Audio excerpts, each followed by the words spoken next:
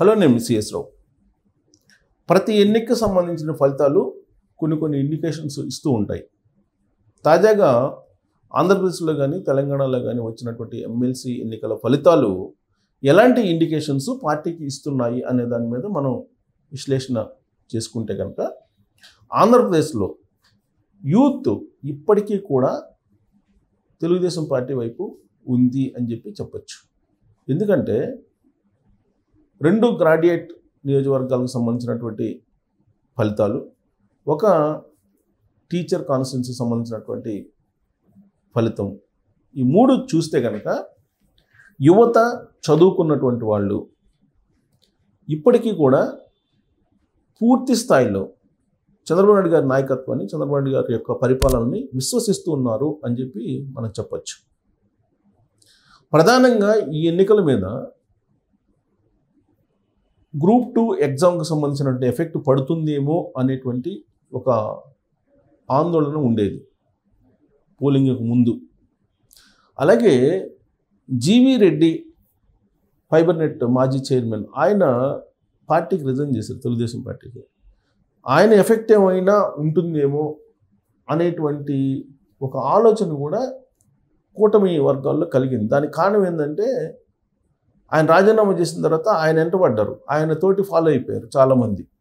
Yellow సైన్యం follow కావడంతో పాటు చంద్రబాబు నాయుడు గారి నాయకత్వం కన్నా కూడా జీవీ రెడ్డి గారి నిజాయితీ చాలా గొప్పది. జీవీ రెడ్డి గారు రాజీనామా చేసి తన నిజాయితీని నిరూపించుకున్నారు. ఆయన బయటపెట్టినటువంటి అంశం చాలా నిజాయితీతో కూడుకున్నది అనేటువంటి యాంగిల్లో పోస్టులు పెట్టారు. మరి కొంతమంది అయితే ఎల్లో సైన్యంలో ఉండేటువంటి వాళ్ళు ఏకంగా జీవీ రెడ్డి కొత్త పార్టీ పెడితే దాంట్లోకి మేమందరం కూడా వెళ్తాము, అటు జగన్మోహన్ రెడ్డి గారు ఇటు చంద్రబాబు నాయుడు గారు ఇద్దరు అసలు రాష్ట్రానికి పనికిరారు అనేటువంటి యాంగిల్లో పోస్టులు పెట్టారు. మరికొంతమంది ఏంటి, జీవీ రెడ్డి గారికి అలాగే చంద్రబాబు నాయుడు గారికి కంపేర్ చేస్తూ 95% జీవీ రెడ్డికి ఫాలోయింగ్ ఉంది అని సర్వే ఒకటి చెప్తూ కేవలం 5% మాత్రమే చంద్రబాబు నాయుడు గారికి ఉంది. కాబట్టి చంద్రబాబు నాయుడు గారి కన్నా కూడా జీవీ రెడ్డి చాలా బెటర్ అనేటువంటి యాంగిల్లో ఒక సర్వేని ఆ సోషల్ మీడియా గ్రూప్స్లో ప్రచారం చేశారు.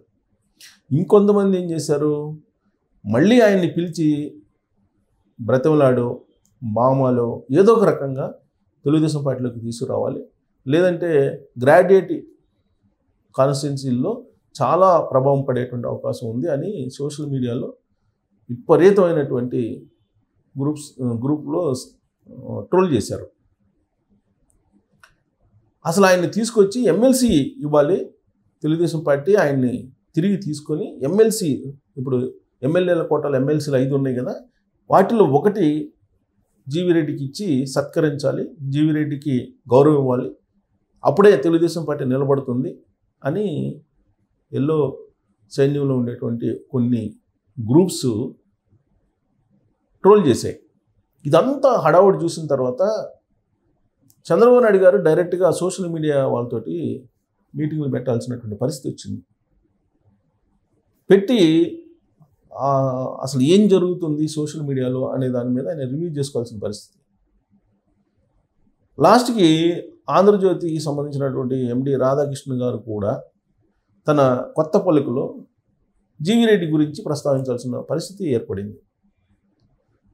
ఎందుకు GV Reddy group Telugu Desam party సంబంధించినటువంటి సోషల్ మీడియా ఫాలో అయ్యింది అనేటువంటి అంశం మీద ఆయన చాలా విశదీకరించారు. 3 కారణాలతోటి వాళ్ళు జీవీ రెడ్డిని ఫాలో అయ్యి ఉండొచ్చు అని.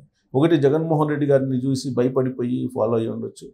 2, గతం తాలూకు హరాస్మెంట్లకు బదులుగా ఇప్పుడు సమాధానం చెప్పలేకపోతున్నారు చంద్రబాబు నాయుడు గారు అనేటువంటి కారణం అయి ఉండొచ్చు. 3, తాము అనుకున్న విధంగా పరిపాలన ఉండాలి, చంద్రబాబు నాయుడు గారు అనుకున్న విధంగా కాదు అనేటువంటి ఆలోచన అయి ఉండాలి అనేటువంటి కాన్సెప్ట్స్ 3 ఆయన రాసుకొచ్చారు. అంటే జీవీ రెడ్డి లాస్ట్కి ఆయన కొత్త పలుకులో కూడా మెన్షన్ చేయాల్సినటువంటి పరిస్థితి ఏర్పడింది. ఎల్లో మీడియాకు సంబంధించిన కొన్ని గ్రూపులు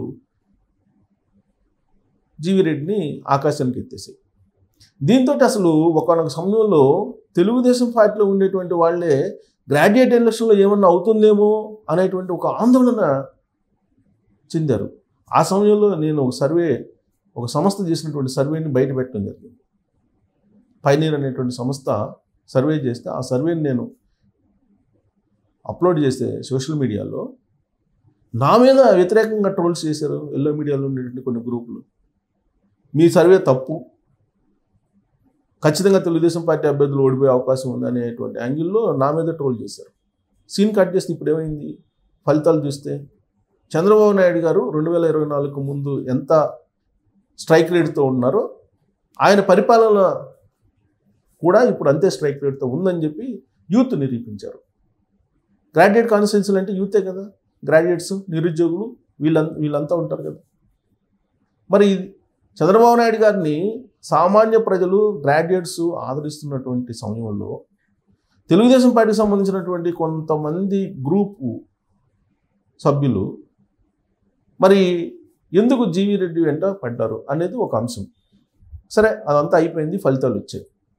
ఫలితాలు వచ్చిన తర్వాత కూడా ఇప్పుడు ఉత్తరాంధ్రకు సంబంధించినటువంటి టీచర్స్ కాన్స్టిట్యున్సీకి సంబంధించినటువంటి ఫలితాలని చూపిస్తున్నారు. అది కూడా ఎక్కడ చూపిస్తున్నారు? తెలుగుదేశం పార్టీకి సంబంధించినటువంటి గ్రూపుల్లో ఉండేటువంటి కొంతమంది చూపిస్తున్నారు.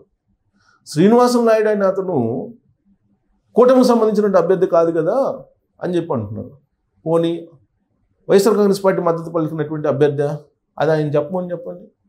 చెప్పలేరు. ఎందుకనంటే పీడీఎఫ్ అభ్యర్థికి వైఎస్ఆర్ కాంగ్రెస్ పార్టీ మద్దతు ఇచ్చింది. మరి శ్రీనివాసం నాయుడు గారికి ఎవరు ఇచ్చారు మద్దతు? బీజేపీ ఇచ్చింది. మరి తెలుగుదేశం పార్టీ ఎవరికి ఇచ్చింది? శ్రీనివాసం నాయుడుకి ఇచ్చింది. ఎలా ఇచ్చింది? మొదటి ప్రాధాన్యత ఓటు పీఆర్టీయూకి వేయండి, ఏపీటీఎఫ్కి వేయండి, సెకండ్ ప్రయారిటీ ఓటు పీఆర్టీయూకి వేయండి అని చెప్పారు కదా. మరి ఇంకా కూటమికి సంబంధించి అభ్యర్థి గెలిచారని చెప్పి చెప్పకుండా వైఎస్ఆర్ కాంగ్రెస్ పార్టీ మద్దతు పలికిన అభ్యర్థి గెలిచారని చెప్పి మనం అనుకోవాలా? లేదు కదా. వైఎస్ఆర్ కాంగ్రెస్ పార్టీకి సంబంధించిన అభ్యర్థికి నామినల్ ఓట్ బ్యాంక్ వచ్చింది. అరే అలాంటప్పుడు అసలు వైఎస్ఆర్ కాంగ్రెస్ పార్టీ అసలు ప్రస్తావన ఎందుకు వస్తుంది అక్కడ? ఉత్తరాంధ్రలో టీచర్స్ కాన్స్టిట్యున్సీలో గెలిచినటువంటి శ్రీనివాస నాయుడు గారికి వచ్చినటువంటి ఓట్లు కానీ, పైగా ఆయన సెకండ్ ప్రయారిటీ ఓట్లో గెలిచారు ఆయన. అలాగే ఏపీటీఎఫ్కి సంబంధించినటువంటి వర్మ గారికి కానీ వచ్చినటువంటి ఓట్లు, ఇద్దరికి వచ్చినటువంటి ఓట్లు కూటమికి వచ్చినటువంటి ఓట్ల కిందనే భావించాలి, పరిగణించాలి కూడా. ఫస్ట్ ప్రాధాన్యత ఓటు, సెకండ్ ప్రాధాన్యత ఓట్లని ఓన్లీ పీడీఎఫ్కి వచ్చినటువంటి ఓట్ బ్యాంక్నే YSR Congress party vote bank కింద పరిగణించాలి. మరి ఇప్పుడు సోషల్ మీడియాలో కొంతమంది జీవీ రెడ్డికి మద్దతు పలికినటువంటి వాళ్ళు ఉత్తరాంధ్రలో జీవీ రెడ్డి ఎఫెక్ట్ పడింది అని అంటారు. ఇక ఎంతవరకు కరెక్ట్? అసలు ఇప్పుడు ఈ గెలుపు అనేది కూటమి గెలుపు కిందనే పరిగణిస్తారా, లేదంటే వైఎస్ఆర్ కాంగ్రెస్ పార్టీ గెలుపు కింద పరిగణిస్తారా, లేదా జీవీ రెడ్డి కారణంగానే శ్రీనివాసన్ రెడ్డి గెలిచాడని చెప్పి పరిగణిస్తారా? ఎందుకు ఇలాంటి స్పెక్యులేషన్స్ వస్తున్నాయి? అది కూడా తెలుగుదేశం పార్టీకి సంబంధించినటువంటి ఎల్లో గ్రూపుల్లో ఉండేటువంటి కొంతమంది సభ్యుల నుంచే ఎందుకు వస్తుంది అనే దాని మీద మీరు కామెంట్ చేయొచ్చు. Thank you.